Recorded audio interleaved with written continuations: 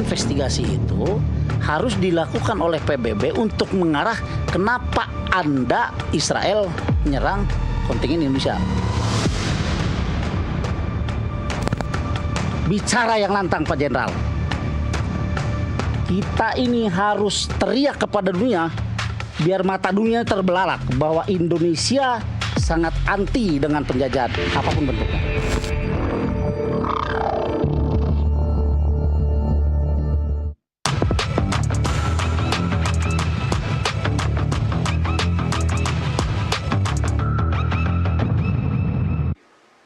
Duka datang dari Lebanon. 3 prajurit terbaik bangsa gugur dalam tugas melaksanakan misi perdamaian di bawah bendera United Nations Interim Force in Lebanon.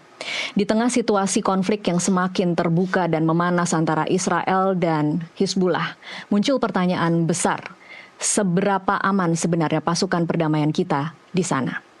Malam ini kita akan menguji berbagai narasi yang saling bertabrakan dan melihat realitasnya langsung dari pengalaman di lapangan.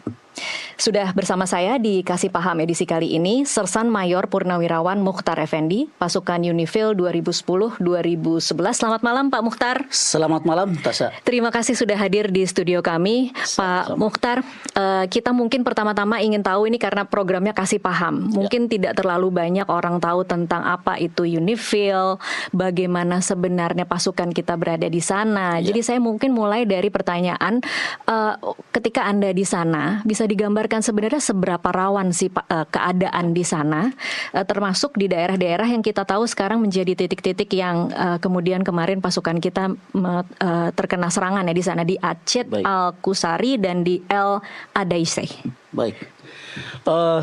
Sebelumnya saya tentu saja menyampaikan turut berduka cita, bela sungkawa yang sedalam-dalamnya terhadap para keluarga yang ditinggal anggota keluarga dan putra-putra terbaiknya yang gugur di penugasan di Lebanon. Kalau ditanya seberapa rawan kondisi di Lebanon, tentu saja buat seorang prajurit yang dimasukkan ke dalam medan penugasan, tidak ada sejengkal tanah pun yang harus dianggap aman. Sejengkal tanah harus selalu dianggap berbahaya, baik itu penugasan di dalam negeri maupun penugasan di luar negeri. Setiap detik, setiap menit, setiap waktu adalah waktu yang sangat rawan. Apalagi pasukan kita, dalam hal ini kontingen Garuda digabungkan dengan Unifil, itu berada benar-benar di tengah 2 wilayah yang sedang berkonflik.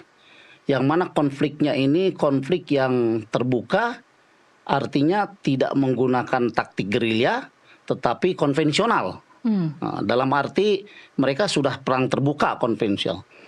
Kita di sana ditugaskan sebagai pasukan perdamaian, menjaga perdamaian yang pada tahun 2006 itu sudah dikeluarkan resolusi ya, nomor 1701 itu, resolusi tentang gencatan senjata yang diberlakukan untuk Lebanon dengan Israel.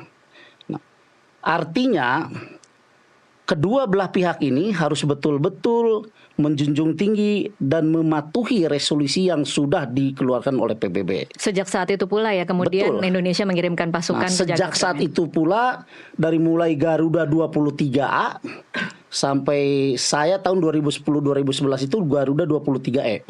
Oke. Maka saat itu pula pasukan Indonesia masuk ke Lebanon dan titik kerawanan atau situasi yang rawan itu selalu kita hadapi setiap saat. Itu jadi waktu ketika Anda berada di sana 2010 itu kan sudah kira-kira 4 tahun ya Pak ya sejak 2006 itu ya. Keadaannya memang setiap hari akan selalu ada potensi kontak senjata atau relatif cukup aman, hanya ada beberapa kali dalam sebulan atau seperti apa Pak?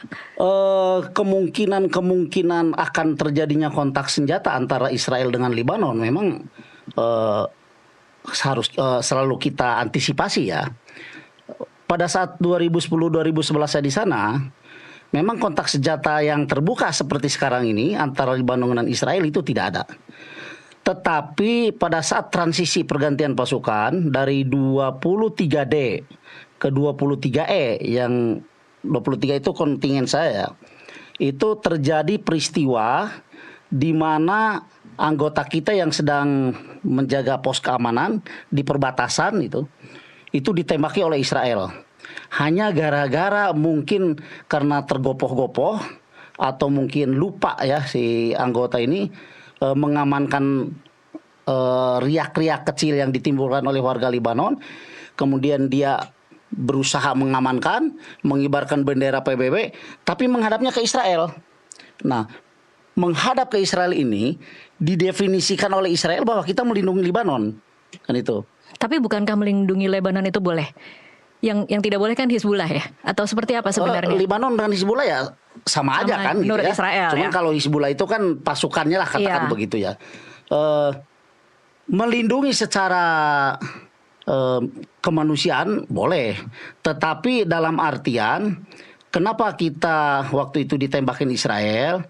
Karena seolah-olah kita memperbolehkan warga Libanon melakukan tindakan terhadap Israel, tapi kita melarang Israel melakukan balasan, kan begitu? Ya. Ya, pun demikian kalau kita menghadap ke Libanon, sama aja kita didefinisikan oleh Libanon bahwa kita membiarkan Israel berbuat sekehendak mereka, kita melarang Libanon. Jadi serba salah dong ya berada di tengah-tengah itu ya Pak? Betul, itulah makanya kita jadi perang, jadi wasit perang kan di Libanon itu. Artinya kalau kita berbicara tentang wasit, berarti kita berbicara tentang arah kemana kita memandang, arah kemana kita menghadap. Berarti kita harus menghadap ke arah yang netral. Contoh ini kalau kita diimajinasikan dengan permainan voli ya, ada yang sebelah kiri, ada yang sebelah kanan. Kita kan tidak boleh menghadap ke kanan, tidak boleh menghadap ke kiri. Kita harus menghadap ke arah yang netral. Sama di Libanon juga begitu. Salah-salah menghadap bahaya buat kita. Ini maksud menghadap benar-benar menghadap ya Pak? Atau... Betul, karena itu juga diberikan apa namanya, pemahaman dan diberikan didikan seperti itu sebelum kita berangkat ke medan penugasan ya, ke daerah penugasan. Kita ini kan dilatih hampir setahun lah latihan kita itu, hampir setahun. Jadi dari mulai mempelajari kultur masyarakat Libanon, kemudian apa saja yang orang Libanon tidak disukai, itu kita pelajari semua. Oke, baik.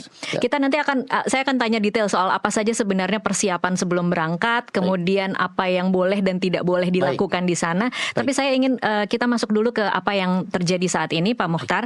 Ini kan kalau kita lihat kemarin 3 anggota TNI jadi korban, itu kemudian korbannya adalah korban ledakan ranjau darat dan juga ada serangan proyektil. Ini masih diduga ya. Kita tidak tahu siapa yang kemudian melakukan serangan itu, karena dari dua belah pihak mengaku atau saling lempar lah ya, bukan dari saya, bukan dari Israel. Kemudian Hizbullah juga menyatakan dia hanya melakukan pembelaan diri. Nah, kalau Anda melihat apa yang terjadi kemarin, itu sesuatu yang sebenarnya terjadi di luar prediksi atau itu sebenarnya masalah bom waktu akan terjadi? Kalau saya bicara itu merupakan bom waktu ya, yang mesti suatu saat akan terjadi. Nah, kenapa demikian? Kita bicara dulu dari sisi Libanon. Pada saat kami datang ke sana, itu kan ditugaskan oleh UNIFIL itu untuk membina wilayah. Nah, apa fungsi pembinaan wilayah itu? Untuk supaya wilayah Libanon, karena kita ada di Atsid Al-Qusair itu kan wilayah Libanon Selatan ya. Apa fungsi pembinaan itu?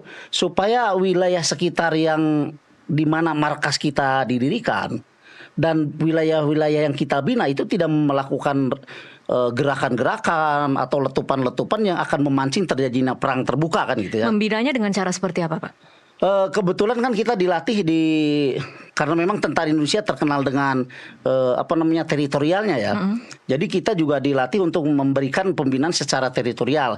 Contoh melakukan atau mengadakan kegiatan kemanusiaan, kemudian mengadakan kegiatan sosial, memberikan pemahaman kepada masyarakat Libanon bahwa untuk selalu cooling down. Tidak melakukan letupan-letupan yang akan memancing perang terbuka yang tadi saya sampaikan. Padahal sebetulnya wilayah yang kita bina itu justru itu pusat konsentrasinya Hizbullah. Kita kan ada di Atsid Al-Qusair. Nah, dari Atsid Al-Qusair ke tempat konsentrasinya Hizbullah itu kalau lewat darat itu 1 jam kurang lebih ya. Karena di sana kita dikasih kewenangan oleh UNIFIL itu membina 3 wilayah. Tulin, Khabrika dan Asawaneh. Ini 3 wilayah inilah yang merupakan pusat konsentrasinya tentara Hizbullah. Di mana markas kita berdiri itu tidak ada Hizbullah. Oke. Itulah makanya kita didirikan di tempat katakanlah yang jauh dari 3 titik tadi ya? Ya 3 titik tadi gitu. Oke.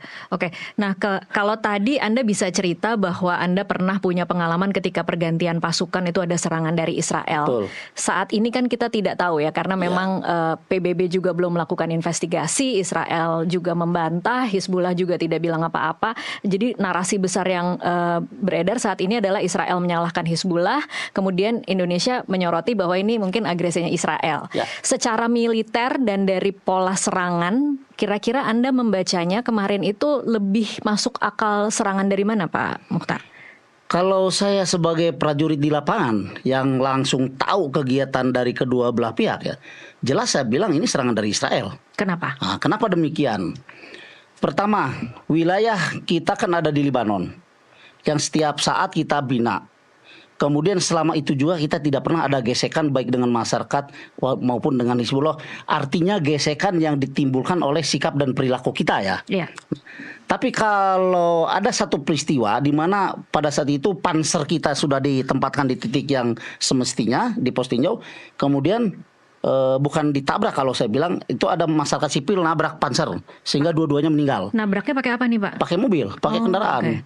Nah, pada saat itu markas kita dikepung oleh warga Lebanon. Tapi alhamdulillah bisa diredam ya dengan kepiawaian komandan kita dan para pemuka-pemuka yang ada di Lebanon. Oke, saya balik lagi ke yang tadi pertanyaannya, bahwa ini merupakan Israel. Sebuah atau satu letupan yang mesti suatu saat terjadi. Kenapa demikian? Kita di Lebanon itu, Tasya, setiap hari laporan ke UNIFIL apa yang dilakukan oleh Lebanon, apa yang dilakukan oleh Israel. Nah, kita sering sekali mendapati drone Israel yang masuk ke wilayah Lebanon. Padahal sesuai dengan resolusi PBB itu kan tidak boleh ada kegiatan masing-masing pihak ya, untuk memancing terjadinya peperangan.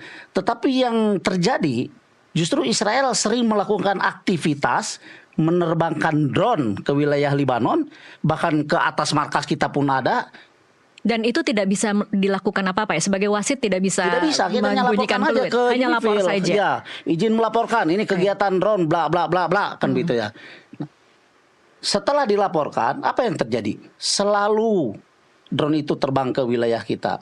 Nah, fungsi drone itu kami meyakini bahwa selain memantau kegiatan daripada masyarakat Lebanon, kemudian mungkin ada pemunculan dari Hizbullah, juga yakin itu memapping dan memplotting lokasi-lokasi pasukan PBB ada di mana.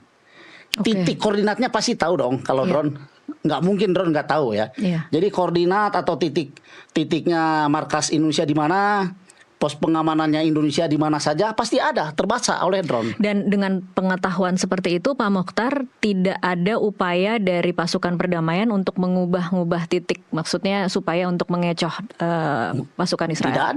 Tidak ada. Sekarang kalau bahasanya mengubah titik, berarti kan memindahkan markas kita. Iya. Seberapa besar biaya yang mereka keluarkan? Oke, kalau begitu, kalau kemudian Anda yakin bahwa serangan kemarin itu adalah serangan Israel, menurut Anda Israel memang menarget pasukan PBB kah, atau ini semacam ekses dari serangan Israel yang memang sedang menyerang Lebanon?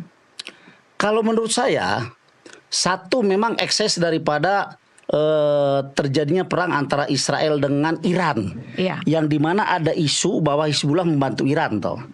Kemudian yang kedua, kalau kita bicara bahwa dia menargetkan Indonesia, bisa jadi juga. Kenapa demikian? Yang saya bilang, At-Sid Al-Qusair, tempat markas kita berdiri, itu dengan wilayah tempat konsentrasinya Hizbullah, itu kan jauh. 1 jam, kurang lebih 1 jam ya. Kalau jarak di Medan yang sebenarnya 1 jam itu berapa puluh kilo. Iya.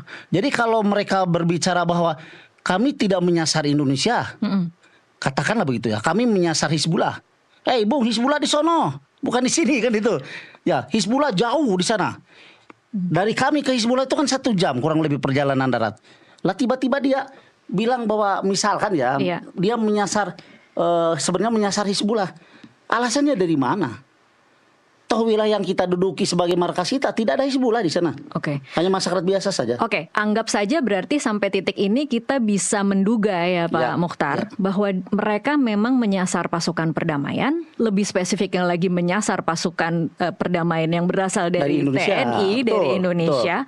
Kira-kira apa motifnya Pak Mokhtar? Tasya tahu kan bahwa negara kita ya, setelah terjadinya kalau saya bilang pembantaian di Gaza itu kan banyak sekali mengirimkan misi-misi kemanusiaan. Jadi ini apa, semacam pesan mungkin ya, salah satu diantaranya adalah itu. Ya, salah satu diantaranya alasannya adalah itu. Karena kalau kita cari-cari alasan lain, apa alasannya? Iya. Kalau bahasanya bahwa kami tidak ada hubungan diplomatik dengan Indonesia, memang dari dulu nggak ada hubungan diplomatik kok. Hanya gara-gara tidak ada hubungan diplomatik terus kita diserang. Kenapa nggak dulu aja diserang kita? Tapi artinya ada pesan tertentu yang ingin dikirim oleh Israel untuk Indonesia kan? Bisa jadi seperti itu. Bisa jadi seperti itu. Bahwa, mohon maaf ya, dengan masuknya Indonesia dalam Board of Peace, mungkin semacam sinyal, Anda itu Board of Peace, jangan terlalu konsen kepada kegiatan kemanusiaan yang membantu, mohon maaf ya, membantu rakyat Palestina begitu ya. Karena kan Palestina, Iran, Lebanon kan mempunyai satu kepentingan kalau saya lihat ya. Terutama dalam hal menghalau neo imperialis lah, katakanlah begitu. Dan juga mungkin di samping keyakinan yang ada lah. Oke, sekarang saya ingin bicara kembali lagi Pak Mokhtar tentang bagaimana waktu Anda bertugas di sana. Mungkin bisa diceritakan ini untuk memberikan gambaran ya kepada pemirsa. Tugas dari seorang prajurit yang kemudian dikirim untuk misi penjaga perdamaian, itu seperti apa sih sebenarnya rutinitas hari-harinya Pak Mokhtar? Tugas kita di sana seperti yang tadi saya sampaikan di awal, bahwa kita ini menjadi wasit peperangan antara Israel dengan Lebanon. Artinya bahwa kita ini ditugaskan dan mempunyai tugas pokok sebagai peacekeeper, penjaga perdamaian antara Lebanon dengan Israel. Kemudian hal-hal yang harus kita lakukan sesuai dengan arahan dan petunjuk UNIFIL itu sudah jelas SOP-nya diberikan kepada kita, diberikan kepada seluruh prajurit ya, terutama dalam hal ini adalah prajurit dari Indonesia. Oke, boleh diceritakan Pak, SOP yang paling Anda ingat tuh seperti apa? Pertama, kalau terjadi serangan baik dari Lebanon maupun Israel atau serangan dari pihak manapun, di setiap markas itu kan disediakan bunker atau shelter. Maka kita harus sesegera mungkin masuk ke dalam shelter itu untuk mengamankan diri masing-masing. Oh, jadi nggak boleh balas? Tidak boleh membalas satupun serangan. Bayangkan bagaimana kita tidak rawan. Ya, kita berada di tengah-tengah dua wilayah yang berkonflik, Lebanon dengan Israel. Kita berada di tengahnya. Begitu kita diserang, entah dari mana itu serangan, kita hanya boleh masuk ke dalam shelter. Tidak boleh menyerang, karena kan kita ini peacekeeper, penjaga perdamaian. Ini artinya ketika berada di lapangan pun, ketika berada di titik-titik yang tadi Anda katakan sebenarnya titik rawan, itu tidak membawa senjatakah atau seperti apa Pak? Senjata ada, tapi tidak boleh digunakan. Sebagai seorang tentara kemana-mana ya baru sebuah senjata. Jadi apa? Dong. Aksesoris doang dong Pak? Tapi tidak boleh digunakan untuk merespon serangan yang didapat. Adakah kondisi-kondisi tertentu yang memperbolehkan prajurit menggunakan senjatanya? Setahu saya, kalau misalkan markas kita secara langsung diserang, maksudnya diserang tuh terjadi invasi ke dalam markas kita, itu boleh kita mempertahankan diri. Oh, hanya ketika itu terjadi di dalam markas. Betul. Tapi kalau artinya kalau ada bahasnya apa ya? Bukan insurgen lah. Kalau ada orang-orang atau pihak-pihak tertentu yang memang tidak semestinya masuk ke wilayah kita, karena kan di setiap gerbang itu kan ada penjaga. Iya. Artinya kalau ada orang masuk ke wilayah kita tanpa melaporkan diri kepada penjaga, berarti kan ada niatan yang tidak bagus dong. Betul. Ya kan? Itu boleh. Tetapi tentunya ada prosedur-prosedur yang harus dijalankan. Tidak serta-merta kita angkat senjata dibidik ke mereka. Kan itu. Kenapa demikian? Yaitu tadi fungsi utama kita kan sebagai peacekeeper. Peacekeeper sebetulnya kalau tugas utamanya bagaimana sih caranya menjaga dua wilayah ini tidak berkonflik. Bagaimana sih caranya supaya perdamaian ini tetap terjalin begitu ya, gitu. Oke, baik. Kalau persiapannya sebelum itu mungkin Pak bisa diceritakan apa saja kalau memang akhirnya tidak boleh menggunakan kekerasan, tidak boleh menggunakan kekuatan, artinya pendidikan atau pelatihan selama 1 tahun sebelum berangkat tuh melibatkan apa aja Pak? Lebih banyak ke dalam proses pendidikannya ya, Iya. pendidikan dan pelatihan itu lebih banyak ke dalam proses bagaimana caranya kita berasimilasi dengan wilayah setempat. Ini termasuk belajar bahasanya begitu? Kebetulan kan kalau bahasa yang diajarkan kan bahasa Inggris ya. Jadi tidak perlu bahasa lokal ya? Karena kan kita di sana ada interpreter tuh. Oke. Ya nggak bahasa lokal. Jadi kita bicara kalau mau bicara dengan warga itu pakai bahasa Inggris. Nanti interpreter yang menerjemahkan ke bahasa mereka kan itu ya. Kemudian yang selanjutnya kita juga dibekali dengan ilmu teritorial yang tadi saya bilang itu. Kebetulan kan Indonesia ini bangga dan hebat dengan teritorialnya. Artinya dimanapun kita bertugas, kita berupaya supaya bagaimana caranya masyarakat wilayah sekitar itu menaruh simpatik terhadap eksistensi tentara kita. Kita bahasanya 3S lah gitu ya. Salam, sapa, senyum. Mesti begitu dengan masyarakat Libanon itu. Karena itulah yang bisa menarik simpati masyarakat Libanon. Yang selanjutnya lagi kita dididik dan dilatih untuk melakukan kegiatan-kegiatan kemanusiaan. Salah satu di antara misalkan melakukan pengobatan massal. Ya. Kemudian intinya hal-hal lain yang bersifat kemanusiaan lah ya. Kita olahraga bersama dengan warga masyarakat. Hal-hal lain yang sifatnya berbau kemiliteran itu kita sangat hindarkan. Jadi minim justru ya, minim persiapan justru, ya. Militernya tuh tidak terlalu banyak ya berarti ya Pak? Betul. Kegiatan dan persiapan militernya tidak terlalu banyak karena kita lebih banyak kepada sosial dan kemanusiaannya. Baik, gitu. Indonesia itu kan termasuk salah satu negara yang menyumbang pasukan terbanyak untuk misi perdamaian ya Pak. Pada waktu zaman Pak Muchtar juga seperti itu kah? Ya, bahkan waktu kontingen kita ini berangkat kan 2010-2011 itu jumlahnya 1.200 personil. Oke, lebih banyak lagi ya. Kalau saya lihat kemarin tuh di tabelnya kita hanya 700 berapa ya. Iya. Kita 1.200 personil. Lebih banyak lagi. Ya, lebih Dan banyak itu lagi. proses seleksi masuknya. Saya ingin mendapat gambaran karena memang kemarin ketika akhirnya ada 3 prajurit TNI yang gugur, kita mendengar cerita dari masing-masing keluarga ya Pak Muchtar. Kita tahu bahwa keluarga itu sebenarnya mendapat cerita bahwa anak-anaknya ketika pamit tuh sangat bangga. Itu proses untuk masuknya juga susah ya Pak ya. Seleksi masuk untuk kemudian bisa diberangkat kan itu sesuatu yang sulit dan cukup membanggakan untuk prajurit bisa dikirim untuk misi perdamaian. Betul. Penugasan ke luar negeri merupakan sebuah penugasan yang prestisius, katakanlah begitu ya. Bangga kita. Karena memang penugasan ke luar negeri ini jarang. Itu yang pertama. Yang kedua, tentu saja dari sekian banyak, dari seluruh TNI yang ada di Indonesia, yang mau ikut ke luar negeri itu kan tidak bisa semuanya. Kuota yang diberikan katakanlah begitu, yang kontingen saya saja 1.200.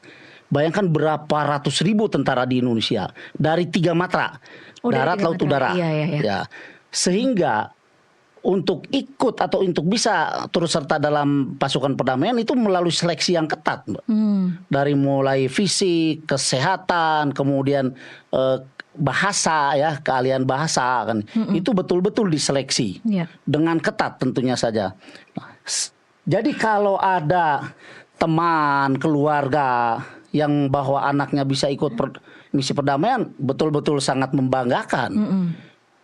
Tanpa disadari sebetulnya bahwa di balik rasa kebanggaan itu bahaya lebih banyak mengintai di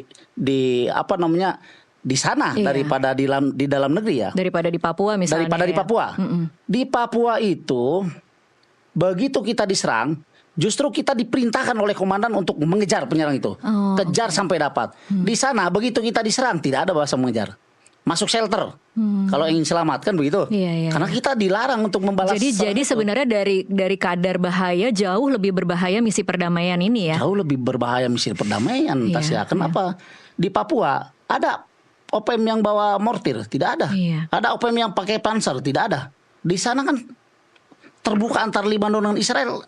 Israel kan menggunakan panser, Lebanon pun demikian. Iya, iya, iya. Kita berada di tengah-tengah antara dua panser, katakan begitu ya. Bagaimana kita tidak bahaya kalau gitu. Oke, jadi kalau menurut Anda per hari ini Pak, dengan konflik yang begitu tinggi antara baik Amerika Serikat, Israel di Iran, kemudian Israel juga masuk lewat darat, lewat Lebanon, terus kemudian kita menyaksikan berbagai serangan ke pasukan UNIFIL. Ini menurut Anda pasukan UNIFIL ini masih efektifkah sebagai pasukan penjaga perdamaian, atau justru jangan-jangan sudah berubah menjadi semacam sandera dari konflik? Efektif atau tidaknya pasukan perdamaian ditempatkan di daerah konflik itu tergantung dari tegas atau tidaknya pasukan PBB dalam hal ini UNIFIL untuk menekan kedua belah pihak yang berkonflik. Oke, jadi ketika pasukan perdamaian kita ada di sana, itu komandonya ada di PBB ya Pak? Ya, ada di PBB. Jadi apakah bisa dalam keadaan seperti ini misalnya Panglima TNI atau Presiden meminta untuk menarik pasukan Indonesia, atau mereka memang sedang berada di bawah komando United Nation di sana? Ya, ingat Tasya, kita mengirimkan pasukan ke Lebanon dalam misi perdamaian PBB. Itu kan tidak serta-merta kehendak kita sendiri toh. Ya. Karena ada kesepakatan dan perjanjian dengan Dewan Keamanan PBB.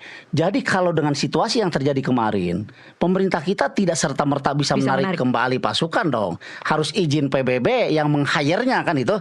Kenapa demikian? Setahu saya dari mulai dorongan logistik dan perlengkapan yang kita gunakan juga gaji itu dari PBB. Baik. Jadi kalau tiba-tiba kita ditarik mundur ke negaranya, tentu saja pemerintah kita harus izin dengan PBB, berkoordinasi dalam hal ini ya. Tapi ke depannya saya meminta secara pribadi sebagai mantan pasukan PBB, cobalah pemerintah kita berkoordinasi dengan PBB. Boleh tidak kalau kami tidak mengirimkan pasukan lagi ke tempat konflik yang terbuka? Baik. Kan misi perdamaian PBB itu kan banyak. Tidak saja mengirimkan pasukan ya. Ada juga kita misalkan jadi juru damai deh. Indonesia jadi juru damai mereka yang berkonflik. Ayo datang ke Indonesia. Anda semua berunding di kita. Kan begitu. Atau mungkin juga Indonesia bisa mendatangkan ahli yang bisa merekonstruksi pembangunan di sana. Baik. Banyak sebetulnya hal. Nah, kebetulan sekarang Indonesia kan punya badan namanya PMPP. PMPP itu Pusat Misi Pemeliharaan Perdamaian. Nah, itu tugasnya melatih seluruh tentara baik dari negara kita maupun dari negara luar yang akan gabung dengan PBB. Nah, itu kan sudah semacam bentuk partisipasi kita ya. Betul. Dalam ikut menertibkan ketertiban dunia, menjaga perdamaian dunia. Gitu. Oke. Baik Pak Mukhtar, kita harus break dulu, nanti akan kita sambung di segmen selanjutnya. Baik. Pemirsa tetaplah bersama Kasih Paham, kami akan kembali usai jeda. Pemirsa, terima kasih Anda masih terus menyaksikan Kasih Paham. Saya masih bersama dengan Mokhtar Effendi yang merupakan anggota dari pasukan UNIFIL 2010-2011. Pak Mokhtar, saya ingin membacakan pernyataan dari Menteri Luar Negeri Sugiono yang mengatakan seperti ini. Harus ada satu garansi keamanan bagi prajurit-prajurit penjaga perdamaian karena mereka menjaga perdamaian atau peacekeeping, bukan peacemaking. Mereka tidak dilengkapi dengan kemampuan atau perlengkapan untuk peacemaking. Kemudian di kalimat berikutnya, Menlu juga mendesak dilakukan investigasi menyeluruh. Bisakah kita meminta atau mendesak atau menuntut jaminan keamanan? Ini realistis tidak sih Pak Mukhtar? Harusnya memang begitu. Ya. Dan meminta jaminan keamanan itu ini kepada United Nation kah? Kepada PBB tentu PBB, saja. Ya kan? Karena untuk wilayah yang berkonflik, selama mereka tidak melakukan gencatan senjata, kan mereka sebetulnya tidak memerlukan adanya kehadiran pihak lain ya di wilayah mereka. Kehadiran pihak lain di wilayah mereka itu karena inisiatif daripada Dewan Keamanan PBB yang tentu saja ditawarkan kepada kedua belah pihak. Kan itu. Nah, kalau kedua belah pihak sepakat untuk eksisnya ada pasukan PBB, ya semua negara yang tergabung dalam misi perdamaian dunia pasti mengirimkan pasukannya. Menurut Anda ini sudah cukupkah statement seperti ini, atau seharusnya lebih keras lagi ada tuntutan atau misalnya tenggat waktu? Misalnya kalau tidak ada jaminan, mendesak lagi untuk kemudian ditarik atau seperti apa? Karena memang kan wilayah itu menjadi wilayah yang tidak aman ya saat ini ya Pak Mukhtar. Kalau menurut saya, karena kita lihat situasinya sekarang yang semakin meningkat ya, seiring dengan berjalannya waktu, adanya pertempuran antara Iran dengan Israel, tentu saja imbasnya kan ke Lebanon salah satu diantaranya. Kenapa demikian? Karena Israel kan berbatasan langsung dengan Lebanon dan sejak lama Israel sudah punya konflik dengan Lebanon kan begitu. Sehingga apa yang disampaikan oleh Menteri Luar Negeri kita itu harusnya memberikan tenggat waktu kepada PBB. Tapi itu bukan berarti kita menarik sebelah pihak ya, karena kita sudah memberikan tenggat waktu. Kecuali kalau serta-merta kita tarik ya, menurut saya itu kan tidak elok juga, tidak bijak juga. Tapi menarik sendiri pun juga tidak mungkin ya Pak ya, kayaknya dengan wilayah yang serumit itu, apalagi kemarin untuk memulangkan jenazah juga tampaknya cukup rumit untuk mengurus kepulangannya. Betul. Yang tadi saya sampaikan, kalau menarik diri secara sepihak kan tidak mungkin ya. Tetapi kalau memberikan tenggat waktu kepada PBB bahwa kalau dalam jangka waktu sekian misalkan PBB tidak memberikan garansi keamanan kepada pasukan kita yang ada di UNIFIL di Lebanon dalam hal ini, ya atas izin PBB kami mohon undur diri. Baik. Kan begitu. Iya, setidaknya ada kata-kata bahwa kita memberikan batas waktu gitu, untuk meminta kan? jaminan. Ya, karena kan kita tidak mungkin dong mengirimkan putra-putra terbaik kita dalam kemiliteran untuk dijadikan sasaran oleh dua pihak yang bertikai. Betul. Ini garis bawah putra-putra terbaik karena ini adalah memang aset-aset generasi muda yang sudah terseleksi dari sekian ratus ribu yang tadi saya ya, maksud. Pak, ya? Putra-putra terbaik karena mereka masuk gabung dalam PBB berdasarkan hasil seleksi yang begitu ketat kan. Gitu. Oke. Ada juga statement dari Presiden ke-6 SBY yang pernah bertugas sebagai Komandan Pengamat Militer Pasukan Penjaga Perdamaian PBB di Bosnia tahun 1959. Ini cukup menarik nih Pak Mukhtar. Dia mengatakan bahwa kontingen Indonesia hakikatnya bertugas di Blue Line. Ada garis biru ya yang memisahkan antara teritori Israel dengan Lebanon. Sekarang kenyataannya yang semula Blue Line sudah berada di war zone yang sehari-hari sudah pasti akan berkecamuk pertempuran. Bahkan menurut SBY ada informasi bahwa pasukan Israel itu sudah maju 7 kilometer dari Blue Line itu. Nah, kalau memang benar seperti itu tuh SOP-nya sebenarnya seperti apa kalau dari zaman Pak Mukhtar waktu itu? Kalau memang ternyata sudah berubah, mungkin zonanya bukan zona yang aman lagi untuk pasukan perdamaian, tetapi sudah berubah menjadi zona perang. Ya, itu tadi yang saya bilang bahwa dua pihak ini bisa mematuhi atau tidak mematuhi atas resolusi PBB yang sudah dibuat. Mestinya pihak UNIFIL yang menekan kepada pihak yang sudah masuk ke zona wilayah atau ke wilayah lain ya. Punyakah UNIFIL kekuatan untuk menekan dua wilayah ini? Harus dong. Resolusi itu kan sebetulnya sebuah payung hukum yang harus dilaksanakan oleh kedua belah pihak. Nah sekarang kalau katakanlah Israel sudah maju kurang lebih 7 kilo melewati Blue Line, berarti kan dia sudah masuk ke wilayah Lebanon. Iya. Sementara pos-pos kita kan ada di Blue Line. Nah, jadi untuk melindungi anggota kita yang ada di pos-pos pengamanan itu, kalau memang Israel tidak bisa dihalau mundur, ya mau tidak mau PBB harus tarik dong pos-pos kita yang ada di Blue Line. Karena bukan lagi Blue Line kalau begitu namanya. Sudah merupakan zona perang kan itu antara kedua pihak. Gitu.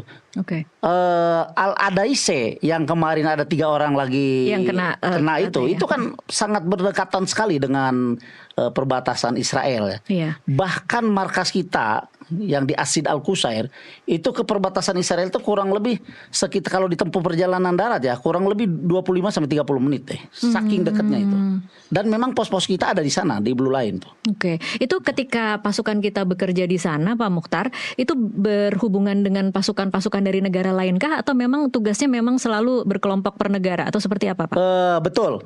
Jadi masing-masing negara pada prinsipnya punya wilayah binaan masing-masing pada prinsipnya. Tetapi juga negara-negara lain tidak dilarang untuk masuk ke wilayah kita selama mereka melakukan perizinan kepada kita. Contoh yang tadi saya bilang, kita dikasih 3 wilayah untuk dibina ya. Yang dimana wilayah itu merupakan pusat konsentrasinya Hizbullah. Tolin, Khabrika dan As-Sawaneh. Tentara-tentara dari kontingen lain boleh masuk wilayah itu, tetapi harus seizin daripada kontingen Indonesia. Nah kebetulan pada 2010-2011 yang menjadi pembina wilayah itu ya saya sendiri. Jadi saya hafal banget karakter wilayah itu, karena tiap hari kita memang berkomunikasi dengan mayornya ya kalau di sana itu mungkin di sini entah bupati atau wali kota lah gitu ya. Tapi setiap wilayah itu dipimpin oleh mayor. tentara lain sehebat apapun dia tidak bisa masuk ke wilayah itu tanpa seizin pasukan kontingen dari Indonesia dalam hal ini saya. Sehingga perizinan itu sangat penting buat semua kontingen. Oke. Nah pun kita kalau mau masuk ke wilayah lain boleh-boleh saja asal kita juga ada izin dan didampingi oleh negaranya kan itu negara lain dalam hal ini yang memegang wilayahnya begitu. Pernah tidak Pak Mokhtar ketika mungkin pada waktu masa penugasan Anda di 2010-2011 itu ada kasus-kasus di mana tentara yang seharusnya menjadi petugas penjaga perdamaian tetapi kemudian bisa punya sebagai wasit tuh kan kadang-kadang suka mungkin ada kecondongan lebih ke menjadi lebih pro ke Lebanon atau lebih pro ke Israel. Pernahkah ada kasus-kasus seperti itu yang kemudian memang memicu dugaan double agent misalnya, Pak? Ya. Setahu saya tidak ada. Oke. Tetapi maksudnya gini, secara strategi kata begitu itu tidak ada.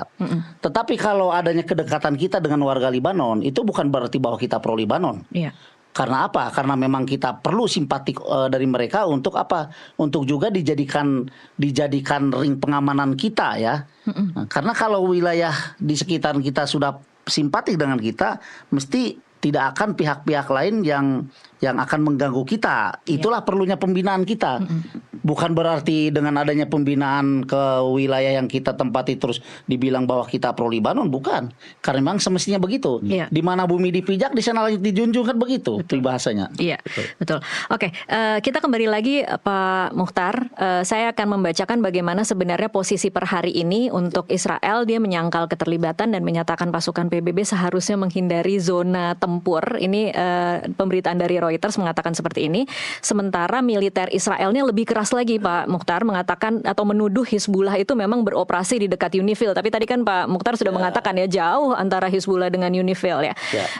Israel mengatakan bahwa Hizbullah itu memanfaatkan daerah-daerah itu dan kemudian statement dari Hizbullah mengatakan bahwa menganggap serangan terhadap Israel itu bagian dari perlawanan. Artinya tidak ada pemisahan yang jelas antara zona sipil, zona militer, bahkan PBB. Jadi kalau Hizbullah tuh mungkin sudah tidak ada aturan mainnya ya. Pokoknya yang penting ketika diserang mereka akan membalas begitu ya sepertinya. Nah, ketika tidak ada satu pihak pun yang terbuka atau mengakui atau menyangkal sebagai orang yang bertanggung jawab terhadap serangan yang menewaskan 3 pasukan TNI kita kemarin, Pak. Sebagai orang yang pernah ada di sana, ini menurut Anda apakah memang di saat ini kebenaran akan sulit diketahui atau sebagai orang yang berada di lapangan sebenarnya gampang saja untuk tahu siapa sebenarnya pelakunya? Kalau ada statement dari Israel seperti itu kan menurut saya ya sebagai prajurit lapangan itu hal yang dilakukan oleh mereka untuk membela diri saja. Karena yang tadi saya bilang, kalau dibilang bahwa katakanlah gini, Israel menyerang markas kita karena terindikasi ada kegiatan Hizbullah di seputaran markas kita, begitulah. Tadi saya sudah sering sampaikan bahwa pusat kekuatan atau konsentrasinya tentara Hizbullah itu kalau kita tempuh dengan perjalanan darat saja kurang lebih 1 kilo. Tapi kalau kita lihat modus yang dilakukan oleh Israel sejak tahun 2010 saya ada di sana, mungkin sampai sekarang ya, karena di tahun 2010 saja, Tasya, drone itu terbang ke wilayah Libanon itu udah berulang kali, ya kan. Kemudian yang kedua, letupan-letupan yang dilakukan oleh masyarakat Libanon termasuk Hizbullah itu kita tidak menemukan. Tidak menemukan adanya kegiatan. Lebih sering dari pihak Israel berarti. Justru malah lebih sering dari pihak Israel. Kalau kita ingat peristiwa tahun 2024, markas kita kan pernah juga tuh di bom ya, sampai beberapa orang luka kan. Nah, puncaknya kemarin 2026 tanggal 29 sampai 1 orang meninggal. Kemudian ada juga yang 2 orang meninggal di daerah Bani Hayyan. Bani Hayyan itu kan wilayah-wilayah yang kita bina juga kan itu. Nah, jadi kalau Israel menyangkal keterlibatan dengan jatuhnya atau gugurnya dari pasukan kita, kemudian ada satu statement yang dia bilang harusnya PBB jangan ada di wilayah perang, katakanlah begitu. Justru harusnya Anda Israel yang mundur. Ini kan ada blue line. Ya, kenapa Anda melewati blue line? Kan udah ada resolusi PBB 1701 udah jelas gencatan senjata. Atau jangan-jangan Pak Mokhtar per hari ini pasukan PBB sudah tidak ditakuti lagi oleh Israel? Bisa jadi. Kenapa demikian? Kita ingat markas PBB di mana? Di Amerika toh. Koalisinya Israel siapa? Amerika. Paman Sam. Ya kan? Jadi kalau kita bilang Israel dengan Paman Sam itu dengan Amerika itu kan koalisi yang katakanlah kuat ya. Karena apa? Mereka dua-duanya sama-sama satu sama lain saling membantu. Iya. Nah, keberadaan markas besar di PBB, saya sangat meyakini tidak akan berkurang dari pengaruhnya Amerika dan Israel. Jadi sangat kental dengan pengaruh itu. Jadi kalau sekarang ada pasukan Israel masuk ke Lebanon kemudian tidak ada tindakan yang tegas dari PBB, ya kita bisa memaklumi itu. Memang Israel, Amerika, PBB kan teman satu meja makan. Bagaimana ceritanya teman satu meja makan bisa mengusir Anda jangan duduk di sana dong. Meskipun statement-statement dari pejabat-pejabat UN seolah-olah mengatakan mungkin Jean-Pierre Lacroix kan head of UN peacekeeping-nya menyebut serangan terhadap pasukan penjaga perdamaian itu berpotensi pelanggaran serius. Jadi intensitasnya bukan lagi sebagai insiden tapi dikategorikan sudah mulai masuk ke kejahatan perang. Itu statement-statement yang hanya normatif berarti ya Pak? Saya setuju dengan statement itu, tetapi harus dibarengi dengan tindakan yang nyata dari PBB terhadap pihak yang melanggar, kan begitu. Ya. Kalau sekarang ada banyak statement ya yang menyampaikan bahwa ini sudah kejahatan perang dan lain sebagainya, saya sangat setuju itu. Tetapi juga PBB harus merespon ini dengan tindakan yang nyata. Jangan justru ada pernyataan dari militer Israel bahwa kami sebetulnya sudah masuk 7 kilo loh melewati Blue Line. Dia bangga dengan kesalahannya. Ya kan? Kesalahannya apa? Kan ada resolusi. Udah jelas kok resolusi itu kesepakatan bersama. Perjanjian yang dikeluarkan di PBB untuk dipatuhi oleh kedua belah pihak. Harusnya jangan merasa bangga dia sudah melewati Blue Line. Karena itu merupakan pelanggaran. Dan PBB merespon itu harusnya bertindak tegas. Karena PBB ini berdiri dari kumpulan-kumpulan negara. Bukan berdiri karena Israel saja. Bukan berdiri karena Amerika saja. Tapi dari berbagai negara di dunia ada di dalam PBB. Kenapa PBB tidak berani mengambil tindakan? Itu justru yang harusnya menjadi tanda tanya besar. Makanya saya sangat setuju dengan Menteri Luar Negeri kita. Ya kan? Kasih semacam ultimatum ke PBB. Kalau PBB tidak bisa menjamin keamanan pasukan, terutama pasukan Indonesia yang ada di UNIFIL, kami ingin tarik mundur. Itu saya sangat setuju itu. Sehari setelah statement bahwa ini bisa dikategorikan kejahatan perang oleh Head of UN Peacekeeping, itu sebenarnya perwakilan Indonesia di PBB sudah membuat statement juga kan Pak? Ya, Pak Umar Hadi itu ya. Ya, dia mengatakan bahwa Indonesia menolak versi Israel dan meminta investigasi. Nah, kalau menurut Anda atau dari pengalaman Anda ketika bertugas di Lebanon, ketika menjadi anggota pasukan UNIFIL, seberapa penting sih sebenarnya investigasi ini kemudian hasilnya akan bisa menimbulkan efek terhadap apa yang terjadi di Lebanon saat ini? Sangat penting sekali. Tetapi lebih penting lagi kalau investigasi ini diarahkan kepada kenapa Israel menyerang Indonesia. Itu menurut saya. Jadi jangan investigasi ini untuk dilakukan untuk mencari siapa yang bersalah. Kan itu. Karena secara historis juga jadi motifnya ya Pak ya. Lebih kepada motif kenapa menyerang pasukan TNI Indonesia. Kenapa demikian? Kenapa yang tadi saya bilang Tasya, posisi markas Indonesia ini sudah sangat jelas tergambar oleh Israel, titiknya di mana, koordinatnya di mana. Kan begitu. Jadi kalau sekarang ada alasan bahwa ini untuk merespon Hizbullah lah, atau mungkin salah sasaran lah, itu hal yang menurut saya hal yang diada-adakan ya. Karena sudah jelas kok kita di sana melakukan pembinaan teritorial, tidak pernah ada letupan atau gesekan dengan masyarakat Lebanon. Kemudian pihak Hizbullah pun atau konsentrasi Hizbullah pun jauh dengan kita. Ingat loh, kita sudah 3 kali diserang oleh Israel ya. 2009, 2024, 2026. Artinya ini kan sudah modus kalau begitu. Jadi investigasi itu harus dilakukan oleh PBB untuk mengarah kenapa Anda Israel menyerang kontingen Indonesia. Udah itu aja. Oke, baik. Kita akan break lagi dulu, Pak Mukhtar. Kita akan sambung di segmen selanjutnya. Pemirsa tetaplah bersama Kasih Paham. Kami kembali usai jeda.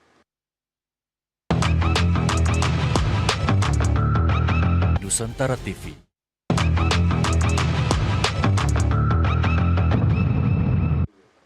Pemirsa, terima kasih Anda masih terus menyaksikan Kasih Paham. Saya masih bersama dengan Mokhtar Effendi, anggota Unifil 2010-2011. Pak Mokhtar, saya lagi-lagi akan membacakan beberapa pernyataan ya Pak, karena ini memang saat ini atau per hari ini mungkin tadinya perang itu terasa jauh dari Indonesia, tapi per hari ini tiba-tiba ini menjadi sangat personal bagi Indonesia karena ada 3 prajurit kita yang gugur di sana. Prajurit terbaik, kalau tadi kita sama-sama sepakati bahwa mereka adalah orang-orang terbaik yang sudah lulus seleksi, keluarganya sangat bangga mereka bisa berangkat untuk misi perdamaian, tetapi akhirnya harus pulang dengan kondisi seperti ini, dan kita tidak tahu bagaimana keamanan sisa pasukan kita di sana per hari ini karena memang misi mereka tidak boleh menyerang, hanya bisa kemudian melindungi diri kembali ke barak tanpa bisa melakukan apa-apa. Saya ingin mengutip beberapa pernyataan desakan untuk menarik pasukan, Pak Mokhtar. Ada dari Ketua MPR Ahmad Muzani yang mengusulkan pemerintah menarik pasukan perdamaiannya di daerah yang membahayakan keselamatan. Kemudian ini mungkin agak lebih keras lagi dari Direktur Eksekutif Para Sindiket Firdika Rizky Utama mengatakan bahwa Presiden Prabowo sudah tidak bisa lagi hanya mengeluarkan pernyataan bela sungkawa. Serangan sebanyak 3 kali ini seharusnya membuat Presiden dan Panglima TNI mengevaluasi total keterlibatan pasukan perdamaian, termasuk opsi untuk menarik semua prajurit.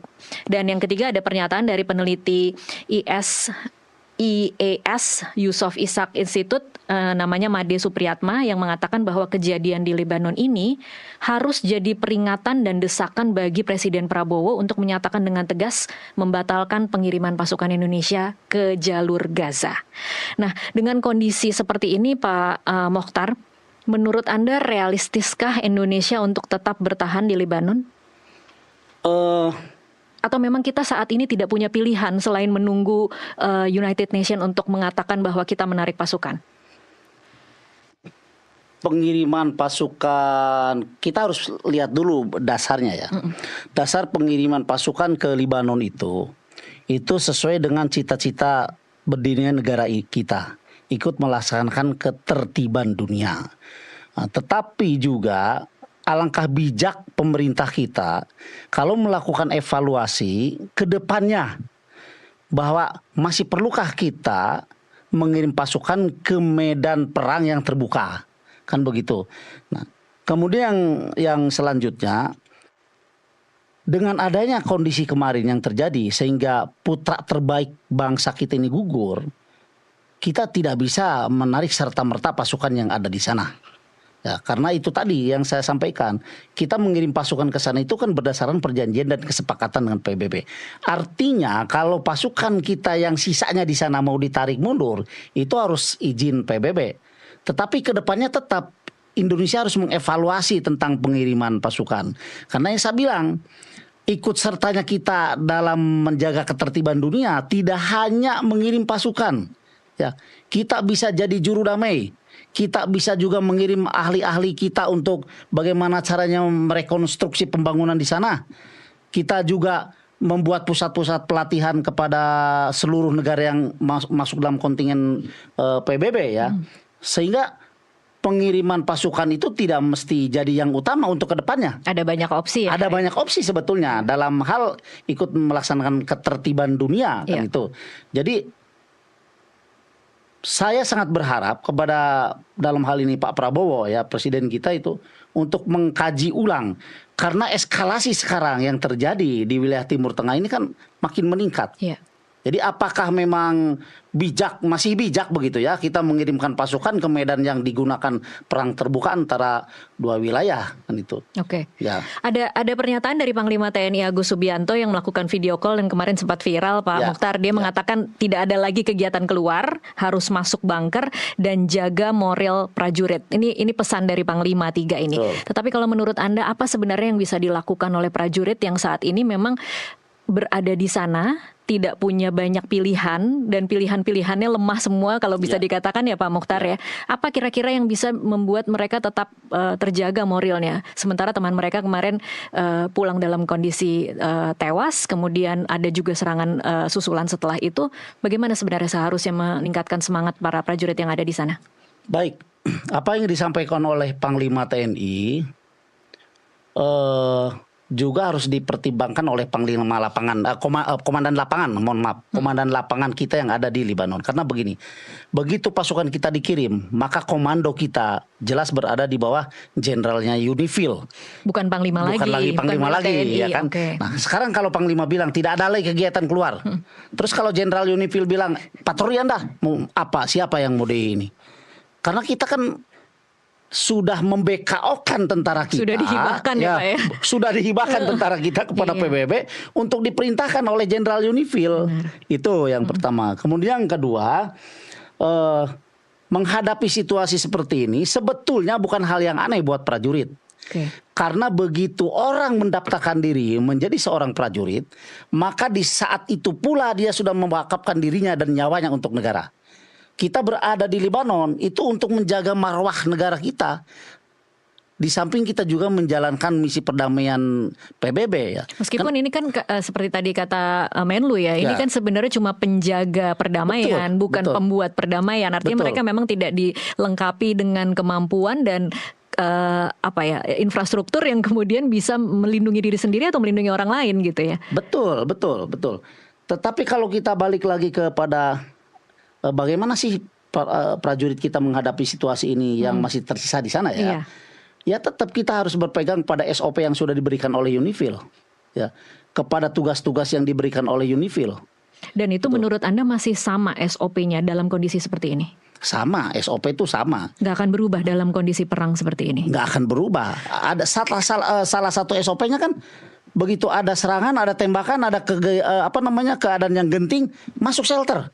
Kan itu SOP-nya untuk melindungi diri kita. Pegang aja SOP itu.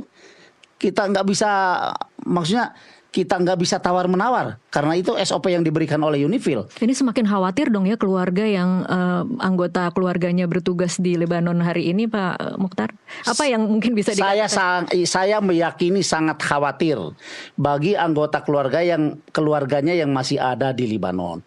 Tetapi yaitu tadi saya kembali menyampaikan untuk memberikan pemahaman ya, bahwa seorang militer, seorang prajurit harus siap dan mempersiapkan diri untuk menghadapi kondisi apapun yang akan terjadi, termasuk kehilangan nyawa.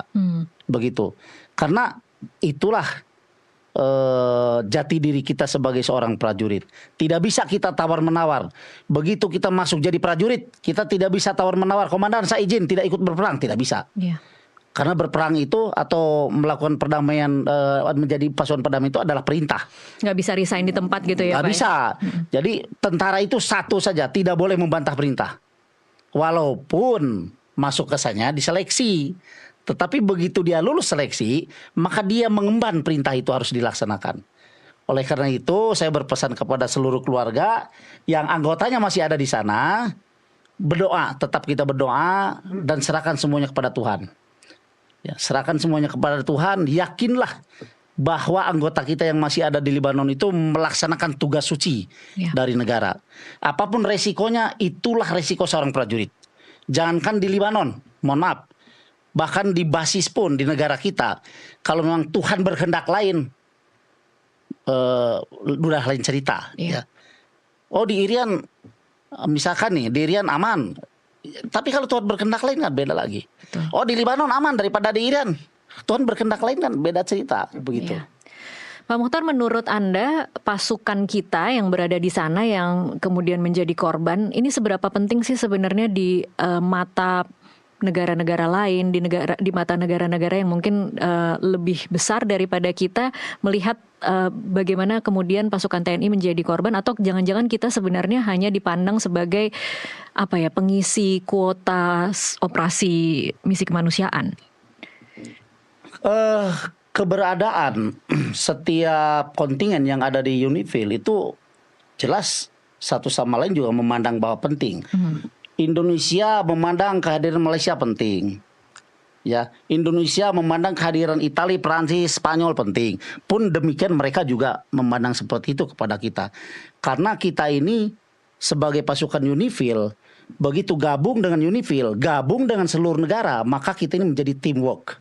Di mana tidak ada negara-negara satuan berarti ya di dalam. Ya, harus saling maksudnya harus saling membutuhkan, katakanlah begitu ya.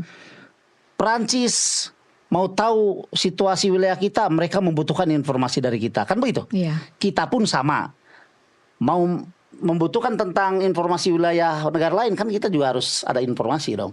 Artinya satu sama lain negara yang tergabung dalam UNIFIL itu menganggap bahwa keberadaan atau eksistensi kontingen lain merupakan hal yang penting yang harus dihormati oleh setiap negara. Oke, baik. Terakhir Pak Mukhtar, apa yang menurut Bapak mendesak dilakukan agar tidak terjadi lagi apa yang kita saksikan kemarin, prajurit TNI kita pulang di dalam peti mati? Hal yang terakhir yang harus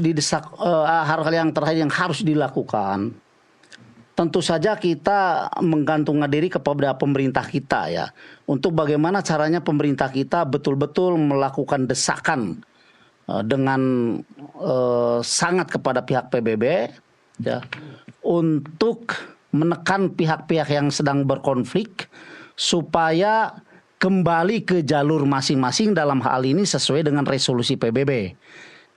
Tidak boleh salah satu pihak pun melakukan kegiatan atau intervensi satu sama lain, invasi lah satu sama lain, sehingga mengganggu daripada perdamaian yang sudah dibuat. Kemudian selanjutnya PBB juga harus berani menekan pihak yang bertanggung jawab, dalam hal ini kalau saya bilang secara gamblang, Israel, untuk bertanggung jawab terhadap timbulnya korban gugurnya 3 putra terbaik bangsa Indonesia. Ya, pertanggung jawab itu bisa dibuktikan dengan mereka menarik mundur pasukannya yang katanya sudah 7 kilo masuk atau melewati Blue Line, atau mungkin juga pertanggungjawaban, mohon maaf, secara materi kepada keluarga korban ya. Yang jelas apapun ceritanya bahwa pemerintah kita harus betul-betul menekan PBB dalam hal ini UNIFIL supaya memberikan perhatian kepada pasukan perdamaian yang ada di sana, kan itu, sehingga garansi keamanan yang disampaikan oleh Menlu kita itu benar-benar tercapai, gitu. Terjamin lah begitu aja. Iya. Satu pesan ini sebetulnya ya, ini terakhir ya, saya pesan kepada Bapak Presiden Prabowo ini, saya sangat bangga dengan Pak Prabowo sebagai komandan saya pada saat beberapa tahun yang lalu memimpin saya sebagai pasukan di pasukan tempur. Saya sangat mengagumi beliau. Tetapi dalam hal isu Iran, Palestina, termasuk Lebanon mungkin sekarang, juga koalisi antara Israel dengan Amerika yang saya boleh katakan sebagai neo-imperialis, bicara yang lantang Pak Jenderal. Kita ini harus teriak kepada dunia, biar mata dunia terbelalak bahwa Indonesia sangat anti dengan penjajahan, apapun bentuknya. Itu aja yang saya sampaikan. Baik, semoga didengar, semoga memang upaya diplomasi yang kita lakukan kemudian bisa menyelamatkan pasukan kita yang masih tersisa di sana. Terima kasih Pak Mukhtar Effendi untuk waktunya bersama kami di Kasih Paham. Pemirsa, dari garis depan Lebanon kita belajar satu hal. Perdamaian bukan cuma soal niat, tetapi soal kekuatan, soal perlindungan, dan juga keberanian untuk membuat keputusan. Sampai jumpa di Kasih Paham berikutnya.